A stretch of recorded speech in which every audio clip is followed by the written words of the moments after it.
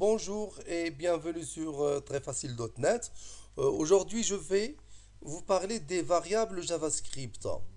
Alors, une variable JavaScript, c'est quoi? Une variable JavaScript ou bien une variable en général dans un langage de programmation, c'est quoi? C'est un container. C'est-à-dire, elle est introduite pour représenter ou schématiser une zone mémoire. Autrement dit, un lieu de stockage d'informations dans le but de l'utiliser dans la suite du script. Alors maintenant, quels sont les types de variables JavaScript?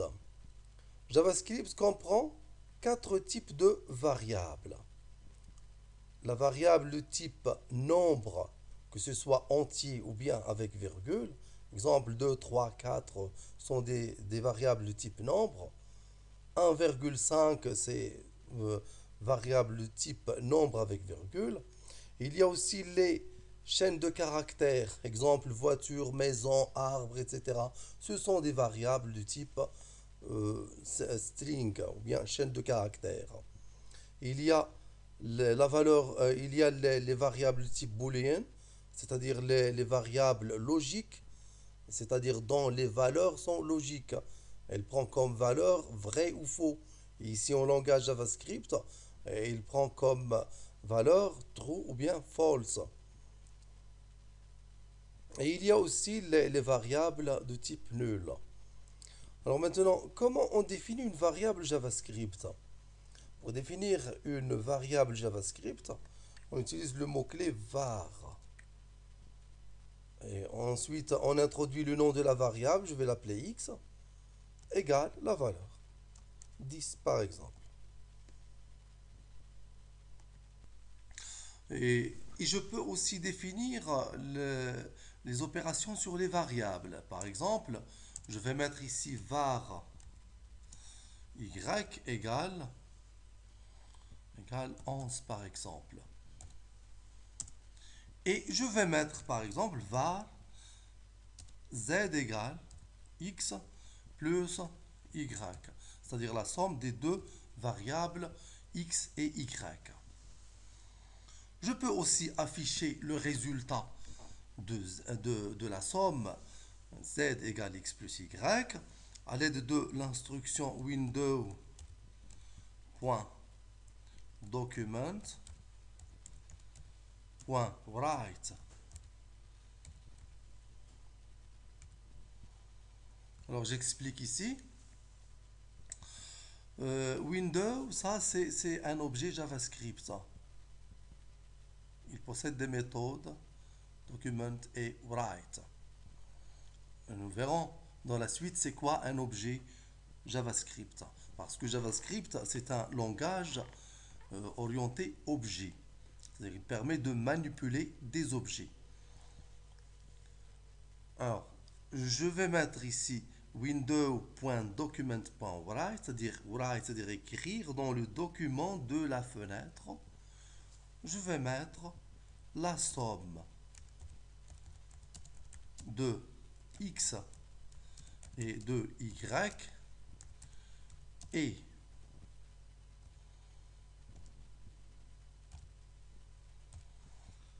et je vais mettre ici le résultat qui est z.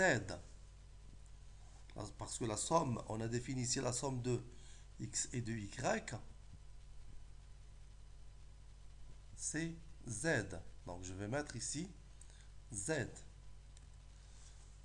Et je vais mettre ici un petit plus comme ça, qui veut dire la concaténation, c'est-à-dire le langage va m'écrire la somme de x et de y comme première variable, chaîne de caractères, concaténée à la variable z, qui est la somme de x et de y.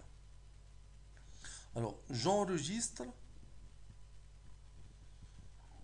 Et maintenant, quand j'exécute le script, il va m'afficher la somme de x et de y et il ne va pas m'écrire z, mais il va me donner la valeur de z qui est 10 plus 11 qui égale 21.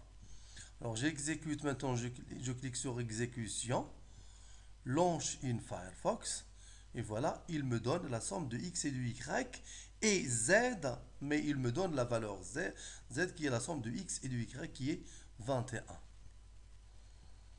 Alors, pour bien comprendre, faisons un exemple de concaténation de chaînes de caractères. Je vais mettre ici var x égale la chaîne de caractères auto, var z, var y égale la chaîne de caractères bus. Var z égale x plus y. Maintenant, le langage va détecter automatiquement que x et y sont des variables de type string et la somme x, ce ne sera pas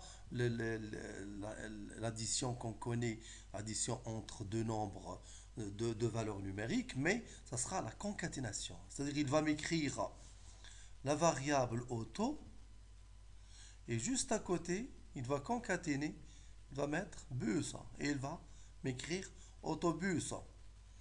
Document.windows.document.write. Je vais mettre ici la valeur